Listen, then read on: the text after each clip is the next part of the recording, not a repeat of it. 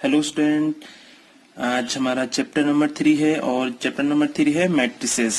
Okay student, और देखिए matrices में सबसे पहले हम पढ़ लेते हैं मैट्रिक्स क्या होता है। ओके, और ये कंसेप्ट कहाँ से आया है। देखिए स्टूडेंट, इसकी डेफिनेशन है rectangular array. Array means arrangement of numbers और function is called matrix. Student, इसमें हमारा जैसे अगर हम एक एग्जांपल लें, okay, x plus 2y equals to 3 and 4x minus 3y equals to 1।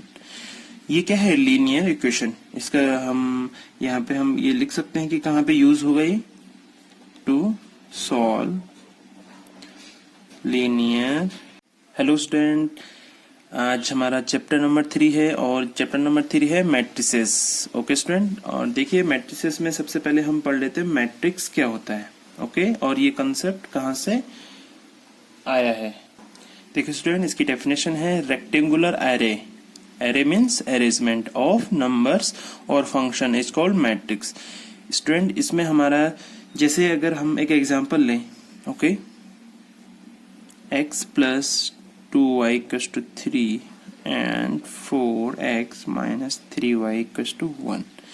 ये क्या है? Linear equation. इसका हम यहाँ पे हम ये लिख सकते हैं कि कहाँ पे यूज होगा ये, to solve linear equations. Okay, देखिए स्टूडेंट, हमारे पास ये एक लीनियर इक्वेशन है, x plus 2y equals to 3, equation number 1, 4x minus 3y equals to 4x minus 3y equals to -1, ये है इक्वेशन नंबर 2। ओके स्टूडेंट, तो मैट्रिक्स में हम इसकी डेफिनेशन क्या है? रेक्टेंगुलर एरे और अरेंजमेंट। तो देखिए ये कुछ इस तरीके से बनाते हैं हम, 1 2 -3 4 -3 -1, इस तरीके से इसको रिप्रेजेंट करते हैं और इसको सॉल्व करते हैं। एक तरीका तो आपने देखा होगा, यहाँ पे x और y के जो भी कोफिशिएंट है उनको इक्वल करके प्लस माइनस करके x y की वैल्यू फाइंड करते थे। यहाँ पे इस तरीके से भी हम इसकी वैल्यू फाइंड आउट कर सकते हैं।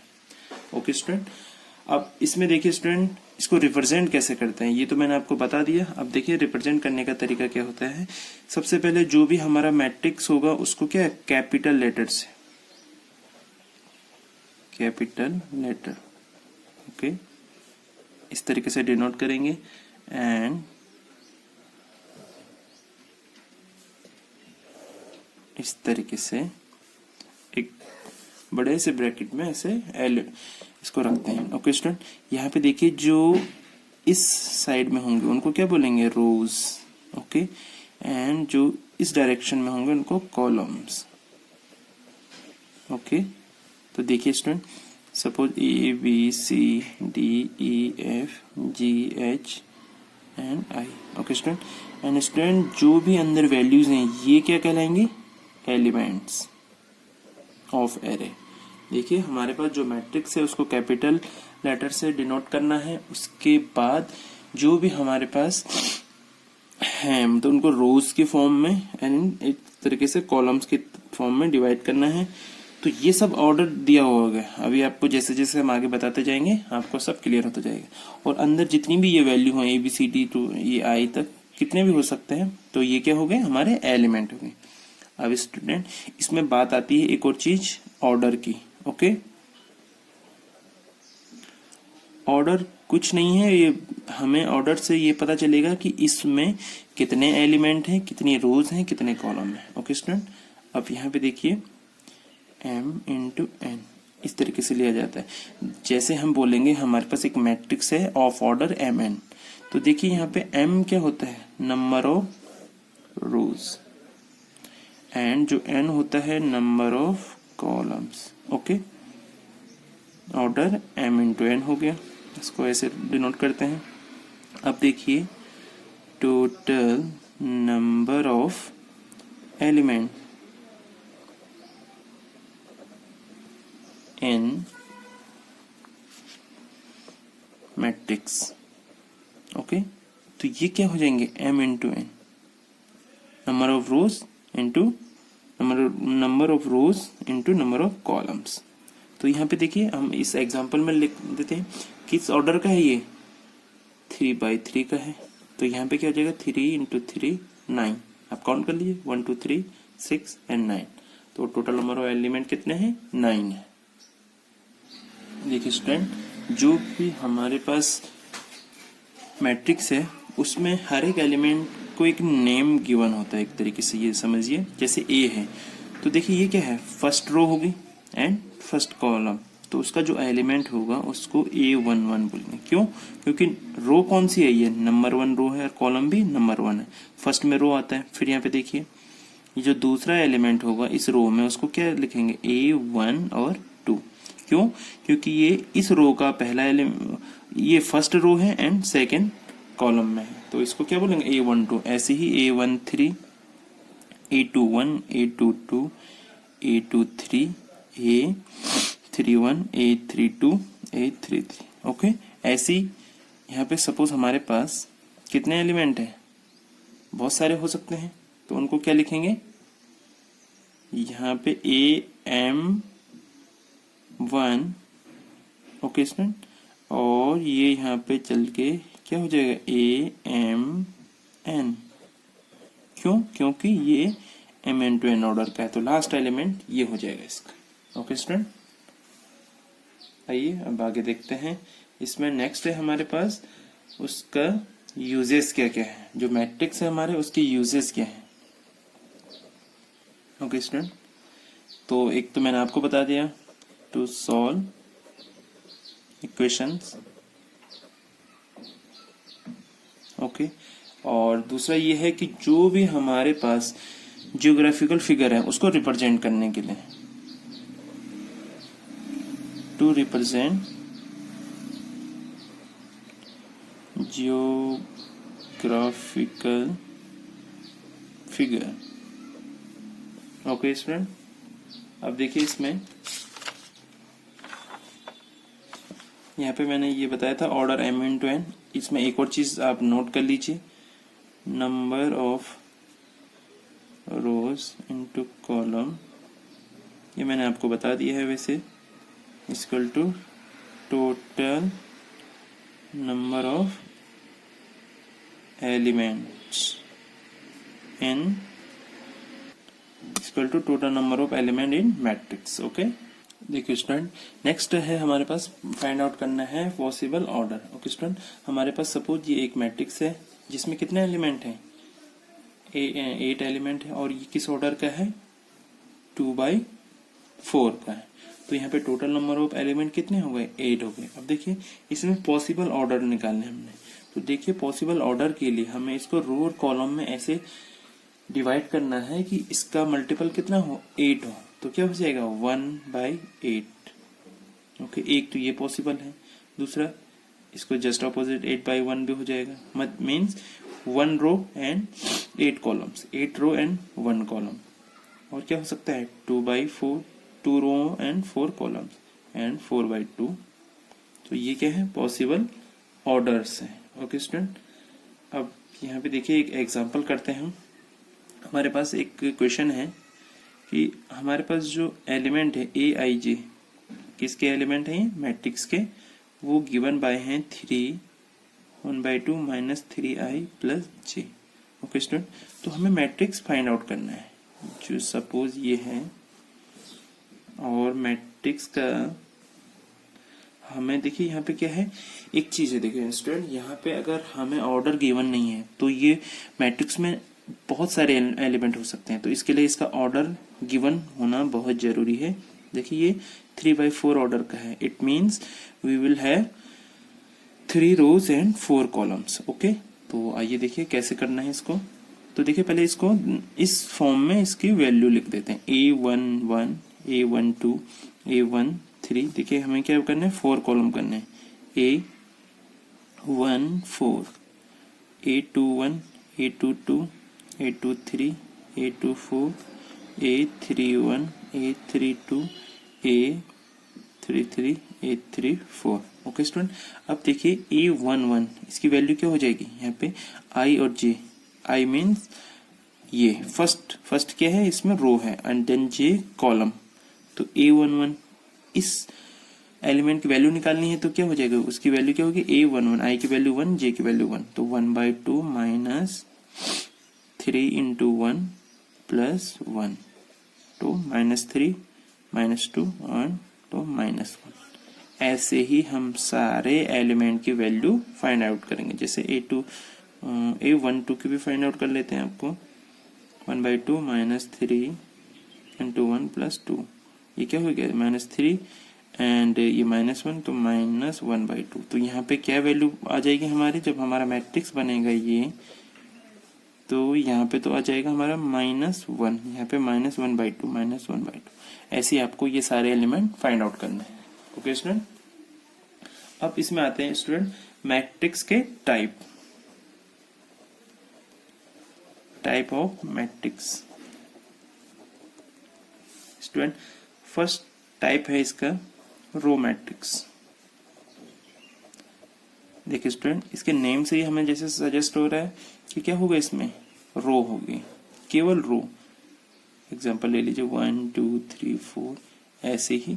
तो ये किस ऑर्डर का होगा, 1/, इस समय मैंने जो एग्जांपल ली है वो क्या है, 1/4 ऑर्डर का है।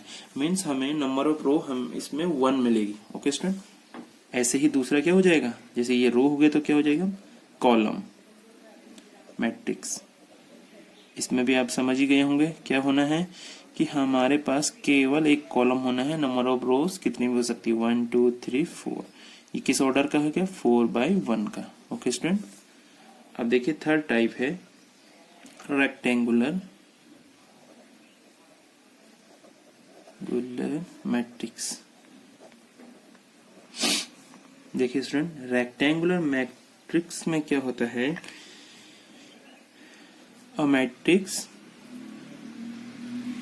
Of order m into n where m is not equal to n। Okay student, देखिए जो भी एरे होगा जो m into n ऑर्डर का होगा तो उसमें क्या होना चाहिए, m इक्वल्स टू n नहीं होना चाहिए, तो वो हमारा रेक्टेंगुलर मैट्रिक्स होगा। अब आप कहेंगे कि सर इसमें रो मैट्रिक्स भी होगा या ये कॉलम मैट्रिक्स। यस स्टूडेंट, जो रो और कॉलम मैट्रिक्स है वो ही इस रेक्टेंगुलर मैट्रिक्स के ही पार्ट है। ओके, यहाँ पे क्यों, क्योंकि number of row equals to number of m नहीं है। ओके, तो यहाँ पे किसी भी ऑर्डर का हम मैट्रिक्स लिख सकते हैं। अब देखिए नेक्स्ट टाइप है हमारे पास स्क्वायर मैट्रिक्स। स्क्वायर मैट्रिक्स कब बनेगा, जब हमारा m इक्वल्स टू n होगा। स्टूडेंट 1 2 3 4 5 6 7 8 9, 3/3 ऑर्डर का है, तो ये क्या होगा, हमारा स्क्वायर मैट्रिक्स होगा। ओके, नेक्स्ट टाइप पे आ जाते हैं स्केलर मैट्रिक्स।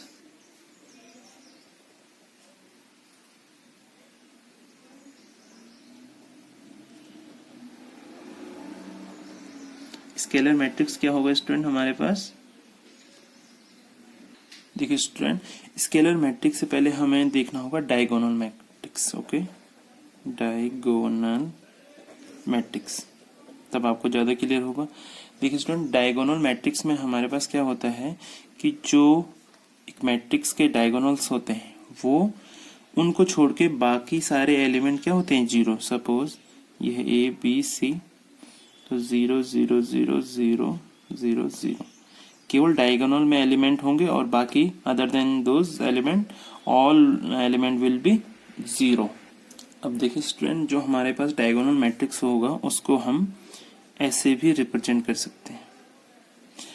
अब देखिए इसमें डिफरेंस क्या है, हमें इसको ऐसे सेमीकोलन से सेपरेट करना होगा। देखिए इस मैट्रिक्स में और इस मैट्रिक्स में यही डिफरेंस है।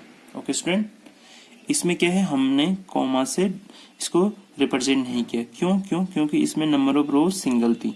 इसको इसलिए किया ताकि ये डिफरेंशिएट हो इससे, कुछ तो डिफरेंट लुक होना चाहिए इसका, इसलिए क्योंकि इसमें number of element other than diagonal are 0, so we have represented it in this form. Okay student, diagonal matrix clear. Okay, अब आते हैं स्केलर मैट्रिक्स। स्केलर मैट्रिक्स में क्या होता है कि जो भी डायगोनल मैट्रिक्स होगा उसमें सारे एलिमेंट क्या होने चाहिए, सिमिलर होने चाहिए। Similar elements in diagonal. Okay student, अब इसका एग्जांपल देख लेते हैं। 2 2 2 0 0 0 0 0 0। देखिए, और इसको कैसे लिखेंगे हम?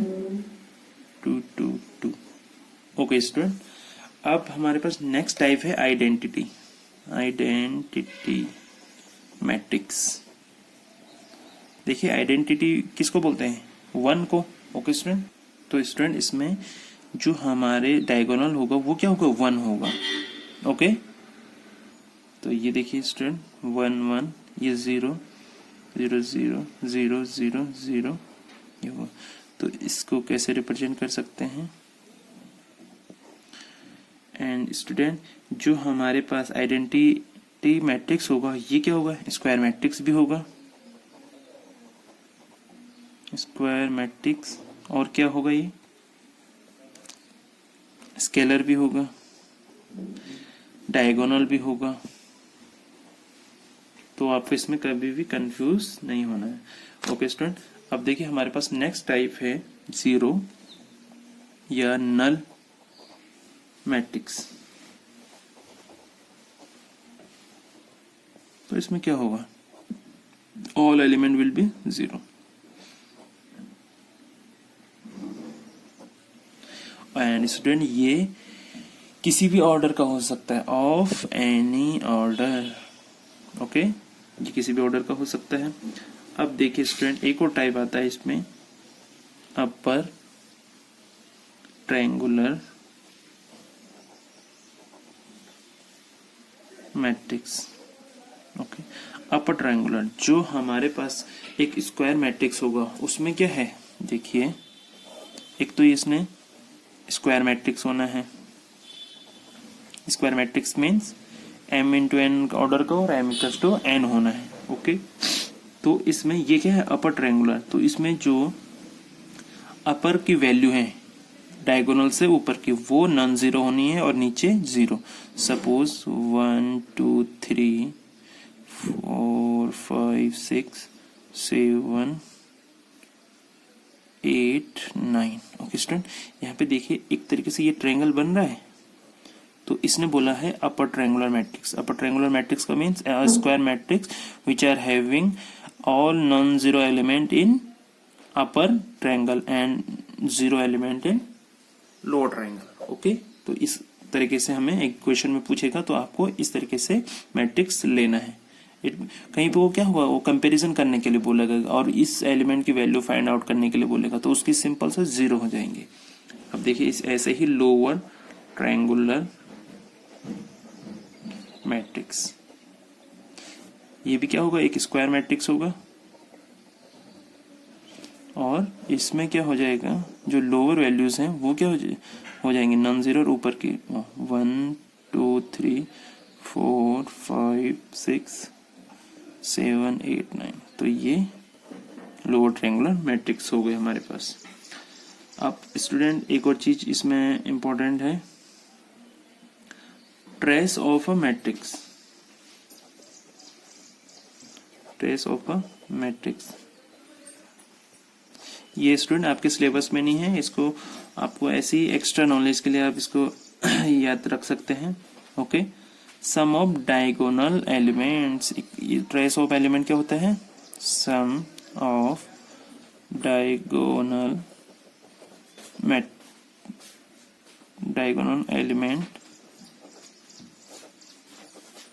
Elements of matrix. किसी भी उसमें अगर पूछ सकता हो ट्रेस ऑफ अ मैट्रिक्स, तो जैसे यहाँ पे क्या हो जाएगा? 1 + 5 + 9 15। ओके, एंड एक और चीज होती है स्टूडेंट, इसमें हमें इक्वेलिटी। ओके, हमें इक्वेलिटी ऑफ मैट्रिक्स ये देखना है। हम प्रूव करेंगे कि आइदर दो मैट्रिक्स इक्वल हैं या नहीं है। तो ये सब हम कैसे प्रूव करेंगे? उसके लिए पहली कंडीशन है, क्या है? कि जो भी हमारे पास मैट्रिक्स हैं वो क्या होने चाहिए? कंपेरेबल। कंपेरेबल मीन्स वो दोनों को हम कंपेयर, उन दो मैट्रिक्स को हम क्या कर सकते हैं? कंपेयर कर सकते हैं। कंपेयर करने के लिए उनका ऑर्डर क्या होना चाहिए? सेम होना चाहिए। सपोज वो L इंटू एस ऑर्डर के हैं, तो एक मैट्रिक्स का ऑर्डर दूसरे मैट्रिक्स के ऑर्डर के बराबर होना चाहिए. ओके. एंड नंबर 2 है correspondent element should be equal.